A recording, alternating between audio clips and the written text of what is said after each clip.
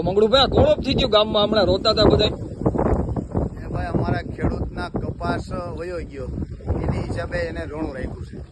આ રોણું એનું છે, કપાસ વયો ગયો ને એનું.